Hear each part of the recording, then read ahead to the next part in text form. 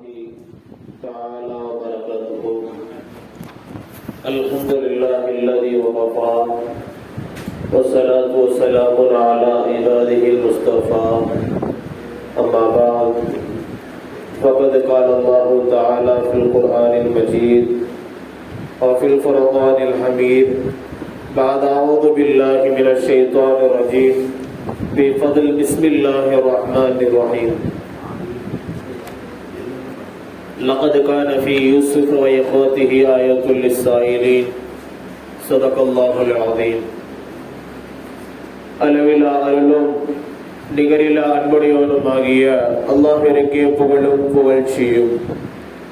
அவனின் அருள் நம் உயிரிலும் மேலான முத்து முஹம்மது ரசூலுல்லாஹ் ஸல்லல்லாஹு அலைஹி வஸல்லம் அன்னாரின் மீதும் அன்னாரினுடைய அடிச்சுவடுகளை அப்படியே அடிவிராமல் பின்பற்றி வாழ்ந்து வழிகாட்டிய உத்தம சத்திய சஹாபாக்கள் தாபீன்கள் தபா தாபீன்கள் அவுலியாக்கள் நாதாக்கள் ஷுஹதாக்கள் உலமாக்கள் நம்மவர்கள் நல்லோர்கள் குறிப்பாக இது தராவிகளை இங்கே அங்கம் வகித்திருக்கும் நம் அனைவர்களின் மீதும் என்றென்றும் நின்று நிலவட்டுமாக. ஆமீன். அல்ஹம்துலில்லாஹ்.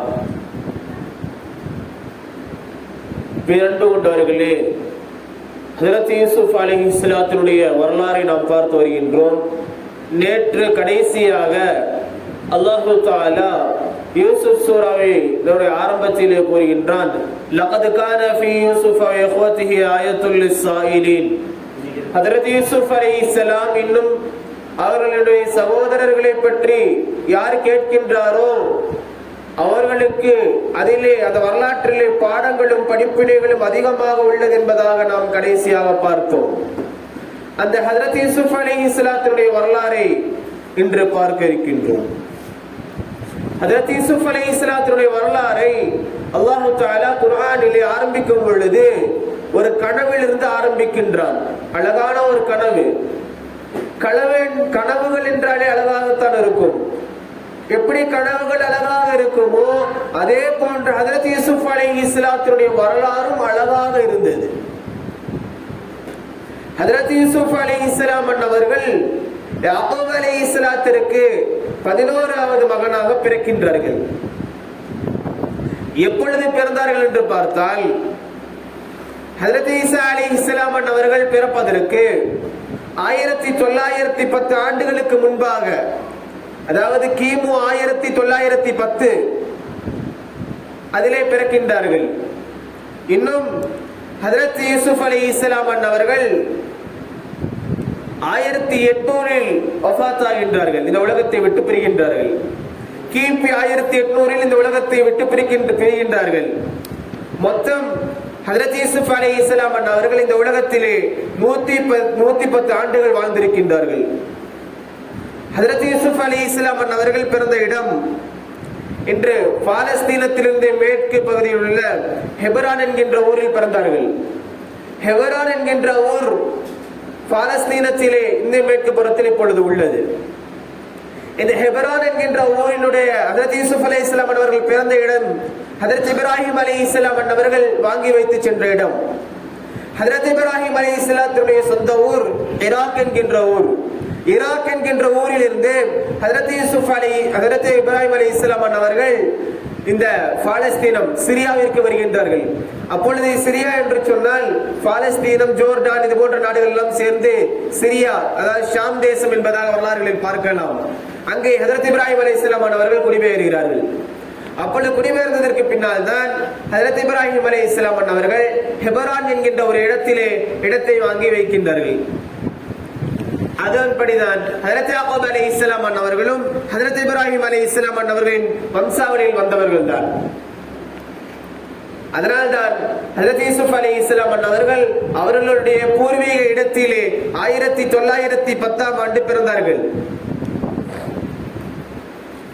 அல்லாஹ் தஆலா அவருக்கு இந்த உலகத்திலேயே ஹஜ்ரத் யூசுப் அலைஹிஸ்ஸலாத்திற்கு பேரழகை கொடுத்திருந்தான். வரலாறுகளிலே ஹஜ்ரத் யூசுப் அலைஹிஸ்ஸலாம் என்று பெயர் வந்தாலே அழகு என்பதுதான் முன்னோரும். காரணம், இந்த உலகத்தில் அல்லாஹ் தஆலா ஹஜ்ரத் யூசுப் அலைஹிஸ்ஸலாத்திற்கு அவ்வளவு அழகை தந்திருக்கிறான். நம்முடைய நபிகள் நாயகம் ஸல்லல்லாஹு அலைஹி வஸல்லம் அவர்கள் சொல்லுவார்கள், ஹஜரத் அதாவது நான் மியாராஜ் பயணத்திற்கு சென்றேன். மியாராஜ் பயணத்திற்கு செல்லும் பொழுது 3வது வானத்திலே ஹஜரத் யூசுப் அலைஹிஸ்ஸலாத்தை நான் பார்த்தேன். ஹஜரத் யூசுப் அலைஹிஸ்ஸலாத்தின் அழகு இருக்குது அல்லவா, இந்த உலகத்தினுடைய மொத்த அழகிலே சரிசம பாதி அழகை அல்லாஹ் தஆலா ஹஜரத் யூசுப் அலைஹிஸ்ஸலாத்திற்கு வழங்கி இருந்தார் என்பதாக ஹஜரத் நபிகள் நாயகம் ஸல்லல்லாஹு அலைஹி வஸல்லம் அவர்கள் நவின்றுள்ளார்கள். ஆக ஹஜரத் யூசுப் அலைஹிஸ்ஸலாம் அவர்கள் இந்த உலகத்திலே பேரழகாக பிறக்கின்றார்கள். பிறக்கின்ற சமயத்திலே அந்த காலத்து அரபுகளிலே ஒரு வழக்கம் ஒன்று இருக்கின்றது. ஒரு குழந்தை பிறந்தது என்று சொன்னால் அந்த குழந்தையை கிராமத்திற்கு அனுப்பி வைப்பார்கள். கிராமத்து மக்கள் பால் கொடுத்து வளர்த்து பிறகு அந்த குழந்தையை வீட்டுக்கு அனுப்புவார்கள். அதாவது 2 வருடம் கிராமத்து மக்கள் இடத்தில் வளர்த்து கொடுப்பார்கள்.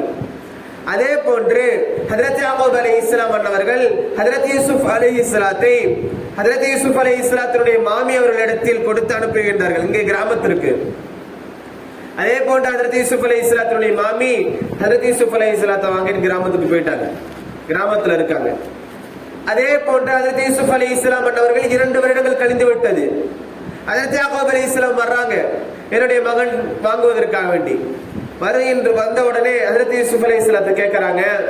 ஹஜரத் யாக்கூப் அலைஹிஸ்ஸலாத்திடத்தில் ஹஜரத் யூசுப் அலைஹிஸ்ஸலாத்தை பற்றி ஹஜரத் அவருடைய மாமி சொல்லும்போது, இல்ல இந்த பயணம் விட்டு பிறருக்கு எனக்கு மனசு வரமாட்டேங்குது, இனி ஒரு சில நாள் மட்டும் இவர் இங்க இருக்கட்டும் என்பதாக ஒரு சில நாட்கள் சொல்றாங்க. சொல்லும் பொழுது சரின்ட்டு ஹஜரத் யாக்கூப் அலைஹிஸ்ஸலாம் போயிடுறாங்க. போயிட்டு மறுபடியும் அந்த ஒரு சில நாட்களும் முடிந்து விட்டது.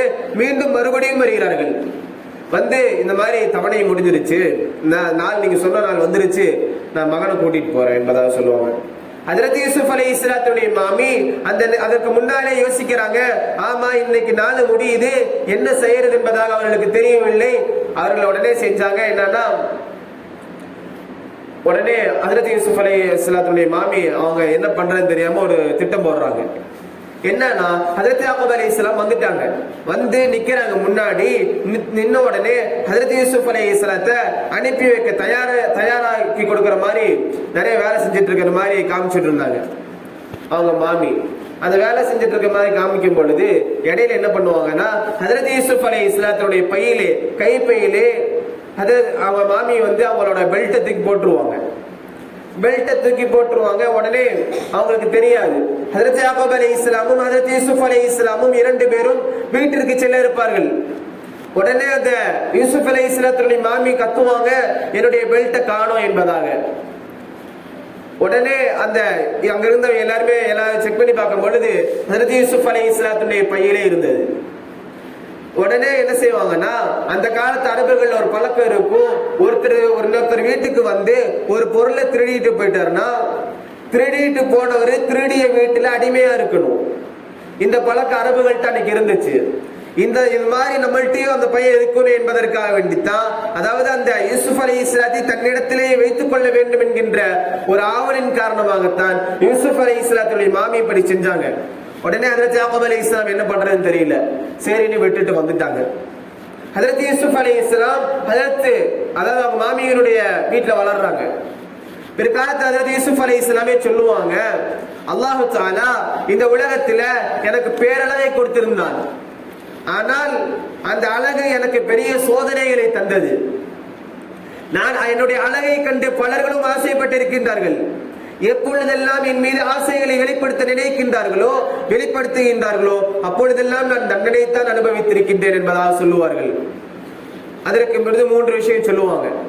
என்னுடைய மாமி என் மீது பேராசைப்பட்டு, நான் அழகை பார்த்து என் மீது ஆசைப்பட்டு என்னை தங்களின் வீட்டில் வைத்துக் கொள்வதற்காக வேண்டி எனக்கு தந்த பட்டம் தான் திருட்டு பட்டம். 2வதாக, என்னுடைய தந்தை என்னுடைய தகப்பனார் என் மீது ஆசை கொண்டிருந்ததன் காரணத்தினால், என் மீது அன்பு வைத்திருந்ததன் காரணத்தினால் நான் கிணற்றில் தள்ளப்பட்டேன். 3வதாக, ஈராக்கிலே சென்று ஈராக்கினுடைய மந்திரியினுடைய வீட்டில் நான் தங்கியிருக்கும் சமயத்தில் ஈராக்கினுடைய மந்திரியினுடைய மனைவி என் மீது ஆசையை காமித்ததன் காரணத்தினால் நான் சிறைச்சாலையில் அடைக்கப்பட்டேன் என்பதாக ஹஜரத் யூசுப் அலைஹிஸ்ஸலாம் அவர்கள் சொல்லுவார்கள். ஆக ஹஜரத் யாக்கூப் அலைஹிஸ்ஸலாம் அவர்கள் ஹஜரத் யூசுப் அலைஹிஸ்ஸலாம் அங்க விட்டுட்டு வந்து யூசுப் அலைஹிஸ்ஸலாம் பிற்காலத்தில் சொல்லுவாங்க, இப்பொழுது என்ன நடக்குதுன்னா அந்த பெண்மணிட்டு ஹஜ்ரத் யூசுப் அலைஹிஸ்ஸலாம் இருப்பாங்க. எப்பொழுது வரைக்கும் என்று சொன்னால் ஹஜ்ரத் யூசுப் அலைஹிஸ்ஸலாத்துடைய மாமி மரணிக்கிற வரைக்கும் அந்த பெண்மணிட்டே இருப்பாங்க.